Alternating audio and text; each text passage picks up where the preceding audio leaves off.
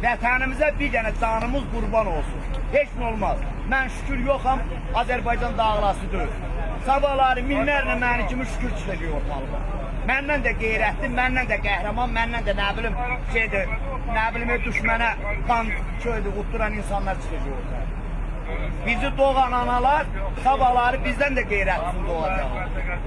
Bizə lazımdır bugün şərəflə, namusla, qeyrətlə bir olaq, yumru olaraq o şərəfsizləri yazırımıza, Şuşamıza və 90-93-cü illərdə başımıza açılan oyunları, o qız gəlinimizə, o başlarına olan o zorakılıq gətirilən hadisələrin qisasını alaq.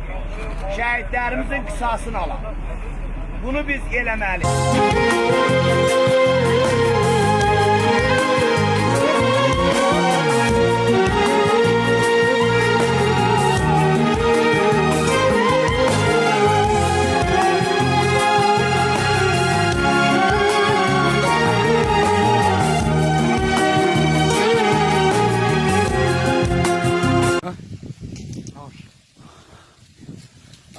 Gelmiş indi burada qoz ağacının dibine, qəşəng qozlar tökülüb, sındırıb yiyəcək indi. Qəşəng.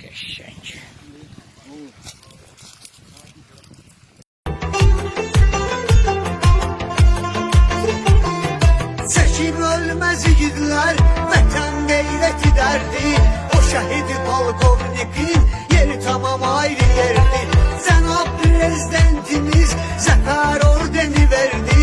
Dostlarımız sevinsin, düşmən ürəyə dağılsın. Şəhitsiz uca bayrağı zirvədə tutmaq olmaz. Dost itirən dostların qəlbini ovutmaq olmaz. Qəhrəman oğlanları olmaz unutmaq olmaz. İgidlər öz canından kesti vətən sağ olsun. Şəhitsiz uca bayrağı zirvədə tutmaq olmaz. Dost itirən dostların qəlbini ovutmaq olmaz. Qəhrəman oğlanları olmaz unutmaq olmaz.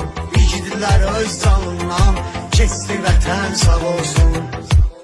Milli qəhrəman Şükür Həmidov qəhrəmancasına həlak olub. Şükür Həmidov 2016-cı il aprel döyüşlərində qəhrəmanlıq göstərmişdir və mənim tərəfimdən ona milli qəhrəman fəxri adı verilmişdir və milli qəhrəman ulduzunu şəxsən ona təqdim etmişdim. Təklif edirəm ki, döyüşlərdə şəhid olmuş bütün şəhərlərimizin xatirəsi bir dəqiqə sükutla yad edilsin.